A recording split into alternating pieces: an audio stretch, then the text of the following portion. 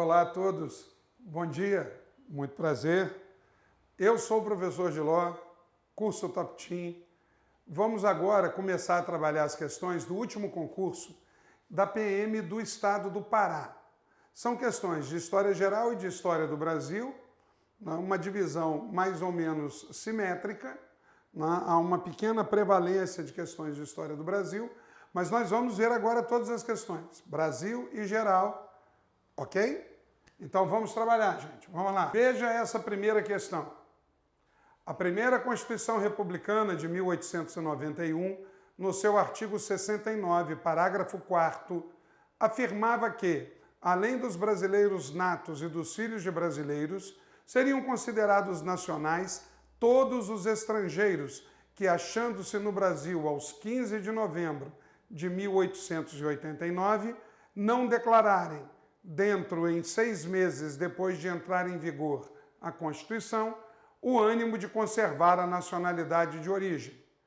Por outro lado, a mesma Constituição, em seu artigo 70, restringia a cidadania brasileira quando afirmava que só seriam eleitores os cidadãos maiores de 21 anos que se alistassem na forma da lei e que estavam impedidos de se alistar os mendigos, os analfabetos, os militares, os religiosos de ordens monásticas e as mulheres.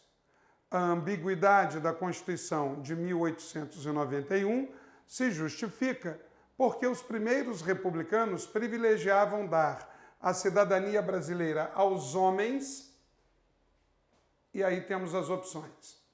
Então veja bem, a primeira questão já aborda uma gama muito considerável de assuntos.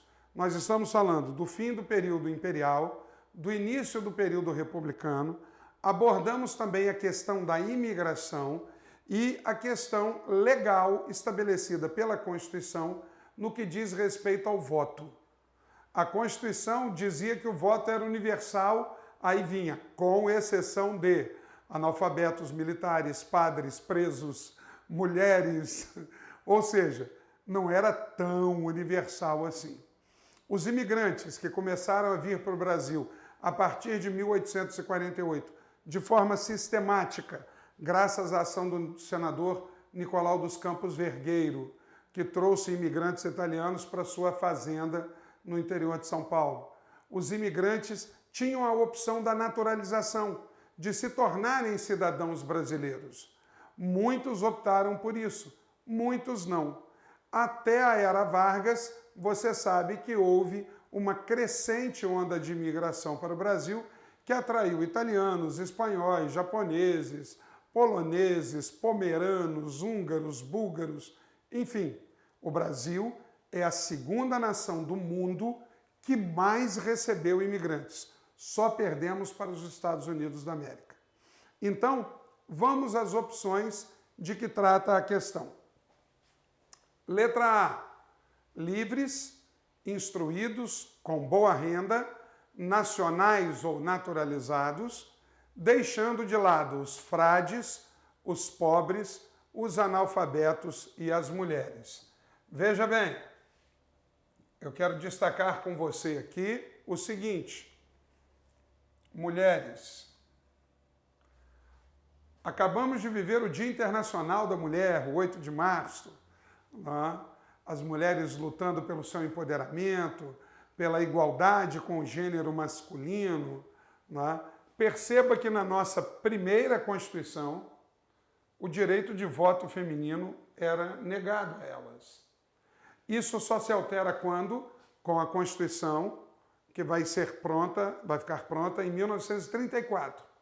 Vargas vai conceder o direito de voto feminino a nível nacional nas eleições para a Constituinte de 1933.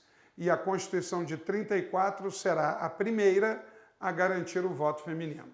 Então, voltemos então à questão. Logo de cara, nós já temos aquilo que a questão nos pede. Você já tem aqui a resposta. Você tem cidadãos livres, ou seja, nada de escravos, instruídos. A maior parte da população brasileira era analfabeta então a maior parte estava excluída do voto. Boa renda, voto censitário, a maioria da população miserável, então você tira padres, pobres, analfabetos, mulheres, você tira praticamente todo mundo. O sistema eleitoral não era um sistema eleitoral inclusivo, ele era um sistema eleitoral exclusivo, ok? Então, logo de cara, nós já temos a nossa alternativa correta. Logo de cara, nós já temos a nossa opção correta, que é a letra A. Na letra B, livres, eruditos, civilizados, renda alta e instrução, deixando de fora da cidadania ex-escravos e todos os imigrantes recém-chegados. Não. Aqueles que optassem pela cidadania brasileira teriam direito ao voto. Na letra C, militares de alta patente, ricos comerciantes e negociantes estrangeiros e nacionais, deixando de fora da cidadania as mulheres e os imigrantes. Novamente, ali você tem o erro. Aqueles que se naturalizassem poderiam sim participar do processo. E na letra D, padres, militares e homens instruídos e livres, deixando de fora da cidadania imigrantes recém-chegados e os ex-escravos. Novamente, aqui nós temos um erro. Tá ok? Então, a nossa opção de resposta, letra A.